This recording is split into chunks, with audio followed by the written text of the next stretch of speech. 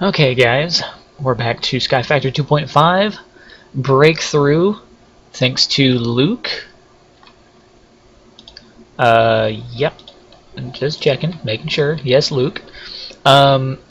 He said that the Allow Substitutions button was in the pattern terminal, and it's this little tiny button right there. For some reason I thought it was over here, like one of these, so I have overlooked that quite a few times. I thought it was over here in these, but it's down here. So here's what you do. You have to go to like wherever your patterns are. Let me take this one out. This is the only one I haven't done yet. I actually just left the deep dark to come over here and check this out, what he had told me. So see, this is an encoded pattern to make a printed engineering circuit. It says you take the Certus quartz cutting knife, a silicone, a diamond, and 2 redstones. And then it says, use substitutions no. Now, all of my patterns said use substitutions no. Because I made all my patterns in this pattern encoder, there's no option to toggle use or do not use substitutions here. This is like some kind of secondary AE2 mod add-on, like an after-the-fact kind of thing. It's called AE2 stuff. And that doesn't have all the right stuff in it, apparently. But in the pattern terminal, if you make a pattern using this terminal, you get that little button there that says allow or do not allow substitutions of components. So I had to go through all of my patterns. Let me pull this one back out. Clear that. So you put it in this bottom slot. If you already have a pattern made, you put it in this bottom one to modify it. And then this little button here says prevent substitutions, so you click that. It says allow substitutions, and then you click encode pattern. See, it says substitution no. Click. Now it says yes. So now I take it back out and I can clear this off, put this pattern back in the assembler inventory thing here. Now when I go over here and I say let's craft a couple of these, it says, hey, I have the quartz cutting knife, because it allows the half broken one to be used in place of the full one that I made the patterns all off of. Start. And there it is. There's 2 of them there now. Okay, so now that I have this thing more or less automated, I've got 3 more blank patterns in here. Let's put them right there. I'm going to make a bunch of these storage component, the 64K. Let's see, this will take 2, 4, 6, 8, 10. Technically 9 if I don't want that space. You know what, let me clear out my inventory. I literally just came out of the deep dark and jumped up here and started working on stuff. Let me dump all this stuff out of my inventory real quick. Just take a second. Mostly just cobblestone there. Okay. Now let me see. If I want to make one of them, it's got all of the other recipes. I think it needs... Let me take that one out. Okay, craft 1. Okay, so I need like a lot of quartz, a lot of gold processors, a couple of the quartz and diamond processors. Otherwise everything here is ready to go. So I need a ton of redstone. So every one of these takes 72 redstone. Wow. And then it's got, okay, it's got that. I need 13 of those. Okay, so here's the next task, people. Luke, I'm looking at you because you seem to know what you're talking about. Maybe. How do I put like a furnace next to the system here so that it says, okay, to make this logic processor, I'm going to make this gold logic circuit and then export that to a furnace to cook it and bring it back so that I have the item I need. Because these have to be cooked after they're put together to go from like this to that. Printed engineering circuit to engineering processor. Or from the printed logic circuit to the logic processor or whatever. I kind of want to use the ultimate furnace flour thing that I've got up there, but I can easily make a redstone furnace like this one and stick it there, or like a vanilla furnace if it gets too complicated. I think it has to be next to an ME interface. Let me know if I'm right or wrong. But I might just manually go through all of these.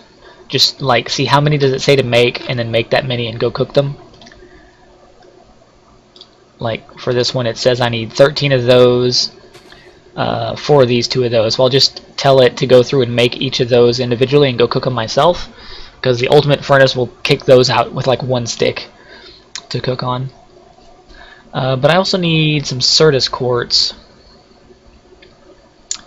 So I got a little bit of sifting to do to get through those, and that's just for one of them. I gotta make 9 more after that. Man, I'm gonna be over here for a minute. I forgot how much material that took. No wonder I'm out of stuff. After I made this first one, that took all the material. Anyway, let me grab a couple of more stacks of redstone, a little bit of glowstone, some diamonds, pretty much all of this quartz. Stacks on stacks of quartz.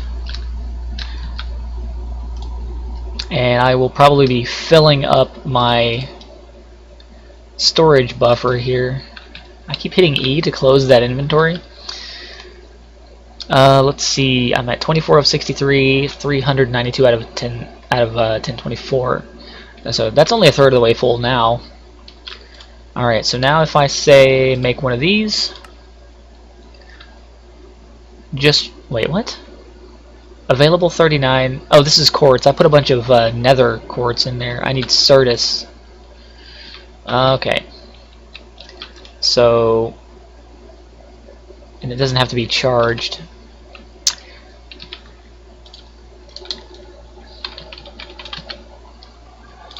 Okay, what's a good way? Certus quartz seeds. Perfect. Okay. So just 4 Crucio, 4 Certus quartz. Alright, I'm gonna go plant a couple of those right now. Find some Anicio. 1, 2, 3. I'll do 3 of them. And I need 4 Crucio each, so actually that will do it, because these break down into 4 each. There we go. So there,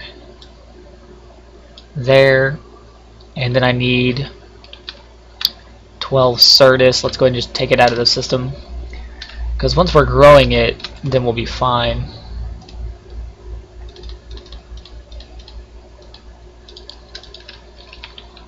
Dang it, did it again. I keep doing that. I'll hit E to close the inventory and hit like space or W to start like jumping or flying or walking away. And so I'll have like random letters typed in there. Alright, Certus quartz seeds. Buffer. Filter. What do we not need in the filter? That's going to fill up with stuff. Oh well. Let's take out the... well, there's regular quartz. I've got a ton of that. Copper and tin. How about diamond seeds? Let's take those out, because it's a very, very slow way of getting diamonds, and I've only got like 1 planted anyway. So, yeah. Nope, missed the filter. Or missed the thing. There we go. Put the Certus seeds in there.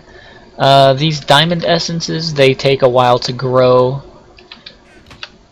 and it takes 9 to make 1 diamond. So I'm getting diamonds a lot faster from... there it is.